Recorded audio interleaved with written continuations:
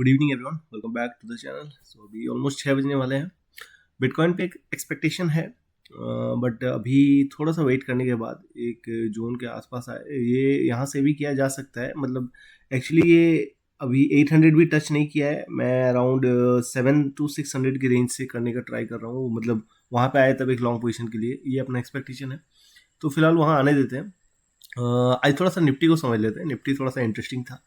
दो ट्रेड हुआ था। मैं एक ट्रेड पे फंसा था।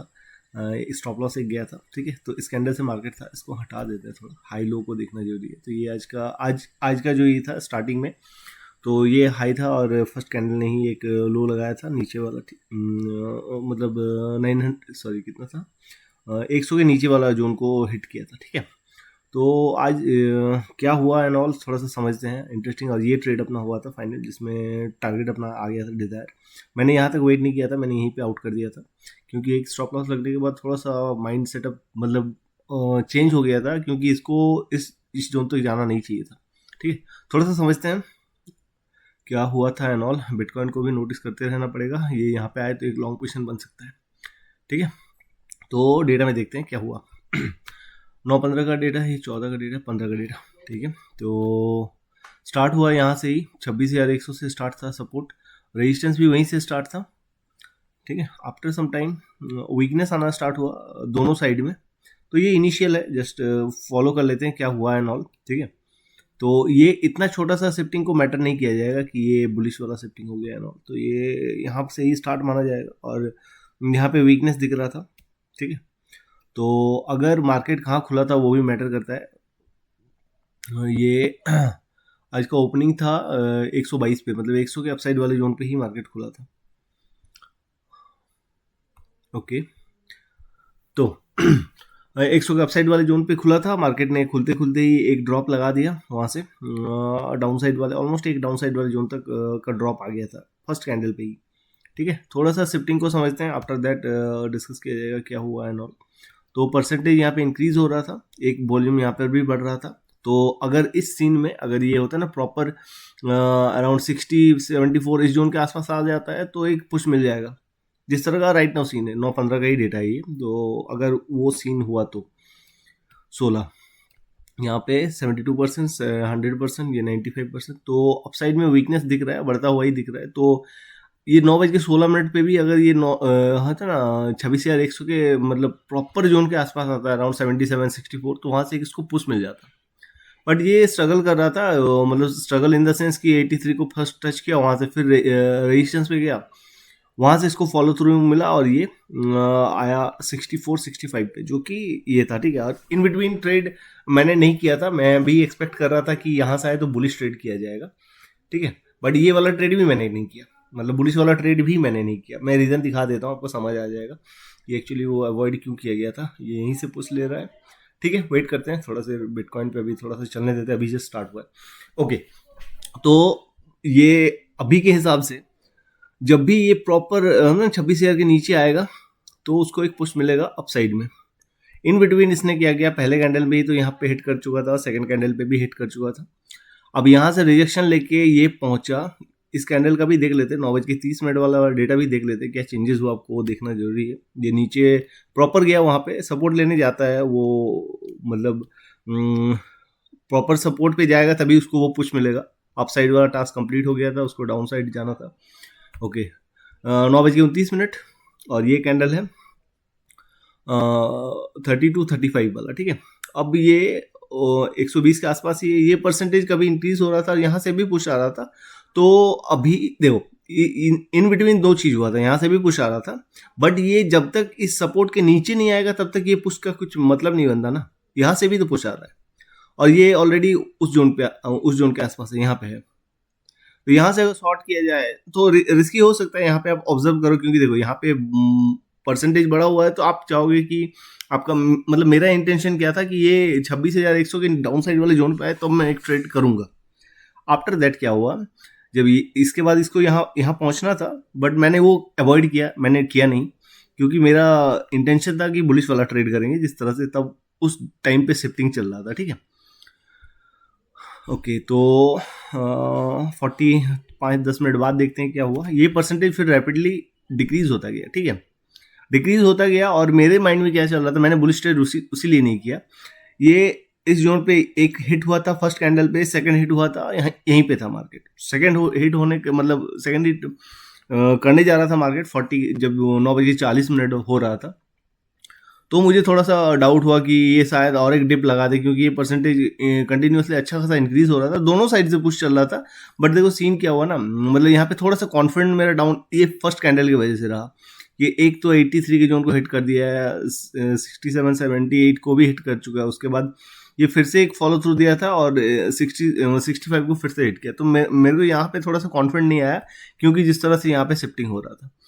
तो शिफ्टिंग आफ्टर दैट देखो यहाँ पे मैंने अवॉइड किया उसी चीज के चलते कि बुलिश नहीं करेंगे। अब ये अगर अपसाइड आता है तो बेयरिश ट्रेड किया जाएगा, क्योंकि जिस तरह से शिफ्टिंग हो रहा है ये पूरा का पूरा वॉल्यूम आके यहाँ पे स्ट्रांग हो जाएगा, तो टॉप से एक अच्छा वाला ट्रेड मिल जाएगा, मतलब ये वाला बेयरिश वाला। और वो जब रहेगा तब वो टॉप से बेचेंगे तो इस स्विंग के नीचे तक बेच देंगे, ठीक है। तो इसीलिए अवॉइड किया गया। अब देखो सीन क्या हुआ, ये पहुंचा 10:15 पे। अब देखो यहाँ पे आज किस तरह से मैं फंस गया। यहाँ तक चलते हैं 10:05, आपको समझ आ जाएगा कि कभी कभी ये वाला सीन होता है, और क्यों आज हुआ उसके पीछे भी रीज़न है, मैं उसको भी बताऊंगा, तो आपको एक क्लियर आइडिया मिलेगा कि एक्चुअली ये हुआ क्यों। 9:47, 9:49, 51, 55। ओके, अब यहाँ पे देखो सीन क्यों हुआ, ये पूरा पूरा खत्म हो गया। दैट मीन्स क्या, जो हाई मार्केट लगा के आया उससे ऊपर जाएगा नहीं, ठीक है। ये 137 को ब्रेक नहीं कर सकता, ये यहाँ पे प्राइस पैटर्न बना के गिर जाएगा या 137 तक जाएगा, वहीं से गिर जाएगा। ये कंफर्मेशन वाला सीन है। आज ये ऊपर क्यों गया, यहीं पे मेरा स्टॉप लॉस गया था, मैंने शॉर्ट किया था इस कैंडल पे। ये जो फॉर्मेशन आया इसके बाद रिट्रेसमेंट में यहाँ पे ही किया, बट इसने स्टॉप लॉस ले लिया। तो ये ब्रेक क्यों कर दिया, अब थोड़ा सा आप यहाँ पे देखो 10:20 जब ये सीन हुआ, उससे ऊपर तो जाना नहीं चाहिए था। 10:20 पे चलते हैं,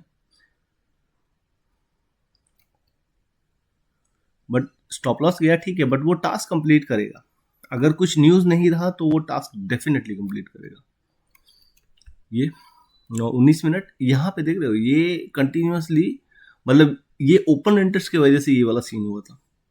अगर आप पीछे जाके देखोगे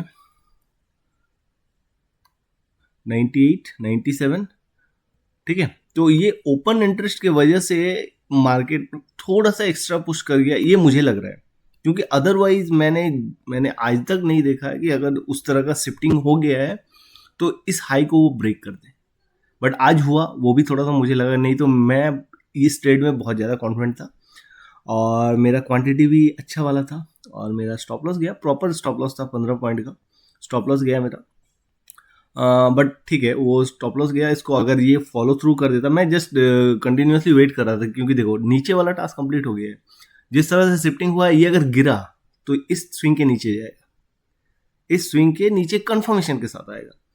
तो यहाँ पे स्टॉप लॉस चला गया, तो मुझे, और ये हाई को ब्रेक कर दिया, तो मेरा थोड़ा सा डाउट हो गया कि मे बी शायद कुछ आज है न्यूज़ वगैरह, तो फंस जाएंगे।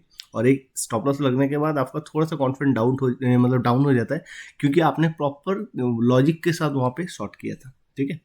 बट हुआ नहीं, स्टॉप लॉस गया, थोड़ा सा डाउट आया। अब मैं कंटिन्यूसली प्राइस को फॉलो कर रहा था कि उस तरह का मतलब कुछ दिखे तो शॉर्ट किया जाएगा, बट कॉन्फिडेंट नहीं आ रहा था। इस मतलब इनडिसीजन कैंडल के बाद ये फॉलो थ्रू मिला, फिर भी मैं शॉर्ट नहीं कर पाया, क्योंकि जब आपके माइंड में वो होता ना डबल वाला माइंडसेट आ जाता है कि क्या मतलब आज क्यों ऐसा हुआ, तो सीन अपना खराब हो गया यहाँ का स्टॉप लॉस की वजह से। तो इसको मैंने अवॉइड किया, ये पूरा का पूरा इस स्विंग के आसपास आया, ठीक है। शायद मैं उसका स्क्रीनशॉट ऐड कर दूंगा, मेरा यहाँ से ही कुछ इंटेंशन था कि एक पुल बैक आए। और आप यहाँ पे देखोगे, अगर 11:05 पे मैं दिखा देता हूँ, मैंने वो जोन मेरा एक्चुअली ये 122 वाला जोन था, मैं 115 में वो लाइन ड्रॉ कर लिया था, मैं बाहर में ही था, उसको मैं मॉनिटर कर रहा था। तो 11:05 पे चलते हैं, इससे आज आपको डिटेल समझ में आएगा। देखो इसका भी मतलब बनता है कभी कभी, ठीक है। ये फंसने का रीज़न मैंने बताया, मुझे जो लग रहा है कि इसी की वजह से वो वाला सीन हुआ था, क्योंकि ओपन इंटरेस्ट थोड़ा सा एफर्ट दिखा रहा था उस टाइम पुट साइड वाले, तो थोड़ा सा मार्केट ये हो गया था। बट देखो अगर कुछ न्यूज़ नहीं है तो वो टास्क कंप्लीट करेगा ही, मैं जस्ट उसी का वेट कर रहा था कि मुझे एक कन्फर्मेशन। जब मार्केट यहाँ से फॉल आ गया नीचे 11:05 का डेटा देखते हैं, तब आपको समझ आएगा कि वहाँ का जोन क्यों आइडेंटिफाई किया गया। 11:05 40 30 ओके 39 ओके 40 51 57 चलो यहीं से देखते हैं। यहाँ पे आपको 26,122 का रेजिस्टेंस दिख रहा है अपसाइड में। अब देखो ये उस टाइम यहाँ जब उससे थोड़ा सा ड्रॉप लगाया था, मैं ऑलरेडी मैं आपको बताता हूँ हर की में कोई भी स्विंग के आसपास आता है उसको रिस्पेक्ट करता है मार्केट, ठीक है। और ये टूटेगा ये तो कंफर्मेशन था, जब ये फॉल आ गया दैट मीन्स ये फॉलो थ्रू करेगा ही। यहाँ से एक पुश मिलेगा, क्यों? क्योंकि ये वाला जो सपोर्ट है उसके वजह से उसको एक पुश मिलेगा अपसाइड, फिर वो फॉलो थ्रू देगा। ये जो इसको क्यों ले रहा हूँ, मतलब वो जो स्विंग बनाया हुआ है यहाँ पे एक एज ए सपोर्ट स्विंग है ना, तो इसको एक बार रिस्पेक्ट करेगा, यहाँ से फॉलो थ्रू देगा, रेजिस्टेंस को जाके हिट करेगा, उसके बाद ये आएगा, ठीक है।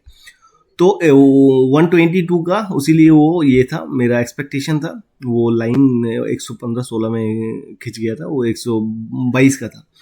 तो यहाँ से वो पुश आया। अब यहाँ पे मुझे देखो, यहाँ पे कंफर्मेशन मुझे चाहिए था कि मुझे एक कंफर्मेशन मिल जाए, अब मैं इसको शॉर्ट करूंगा क्योंकि मार्केट इस स्विंग को ब्रेक करेगा ही, उसका वो टास्क अभी पेंडिंग है। जिस तरह से शिफ्टिंग हुआ है वो वहां पे मतलब 26,50 के नीचे जाएगा ही, ठीक है। ओके, तो जब ये यहाँ तक का ड्रॉप आ गया था और ये रिट्रेसमेंट था, उसके बाद इसको फॉलो थ्रू करना था क्योंकि ये टास्क अभी पेंडिंग है, नीचे वाला स्विंग को ब्रेक करेगा ही। अब जब ये टॉप पे इस कैंडल का फॉर्मेशन हो, मैं जैसे यहाँ पे एक प्राइस पैटर्न को ढूंढने लग गया कि मुझे एक प्राइस पैटर्न सिर्फ दिख जाए, मैं वहां से शॉर्ट करूंगा, ठीक है।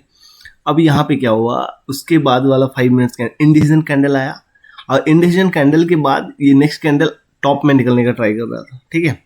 5 मिनट्स का कैंडल था, सिर्फ आप क्लोजिंग का वेट करना, एक नेगेटिव पैटर्न देखना। अब देखो ये इंडिसीजन कैंडल था, इस कैंडल में जैसे ही इसके नीचे आना स्टार्ट किया रिजेक्शन लेके, मेरा इस कैंडल के क्लोजिंग से पहले ही एग्जीक्यूट हो गया था पोजीशन। और देखो यहाँ पे कंफर्मेशन हो गया ना कि ये इंडिसीजन कैंडल है, यहाँ से रिजेक्शन एक सॉलिड वाला आया, रिजेक्शन आया तो रनिंग में, क्योंकि इसका ये टास्क पेंडिंग है तो मुझे कॉन्फिडेंट आया इस कैंडल की वजह से, रनिंग में मैंने एंट्री लिया था। और ये विद इन 2 कैंडल 3 कैंडल में अपना जो 60 पॉइंट तक का एक्सपेक्टेशन था वो अचीव हो गया, क्लियर कट। और कभी कभी आपको वो चीज़ देखने के लिए मिलता है, जैसे ये होता है ना टास्क कंप्लीट करने के लिए टाइम ज़्यादा लगाता है, ये कभी कभी जैसे यहाँ से अगर वो ड्रॉप करेगा ना तो ये एक ही बार में ये पार कर देगा, यहाँ पे आके रुकेगा कभी, ठीक है। तो वो आप मतलब जितना एक्सपीरियंस करोगे तब आप वो सब चीज़ें आइडेंटिफाई कर पाओगे। अब देखो यहाँ से इस स्विंग को ब्रेक करेगा, इसने 2 कैंडल पे ही होता है ना, इस स्विंग के आसपास पहुंच गया, इस कैंडल ने तो उसको उसके नीचे तक ही कर दिया था, ठीक है। अब यहाँ पे निकलना बनता है क्योंकि आज थोड़ा सा सेंटीमेंट मेरा खराब हो गया, तो मैंने यहाँ पे आउट कर दिया। देखो ये टास्क कंप्लीट करेगा यहाँ तक, जो इसका 50 का डाउन साइड वाला जोन है ना, वहां तक के लिए मार्केट टूटेगा, बट बात वही है कि आप वहां तक रुक पाओगे, ठीक है। तो यहाँ पे स्ट्रगल, फिर से यहाँ पे स्विंग पे आके रिस्पेक्ट किया, रुका थोड़ा देर, यहाँ पे रेंज बनाया, उसके बाद एंड ऑफ द डे में अपना टास्क कंप्लीट किया, ठीक है।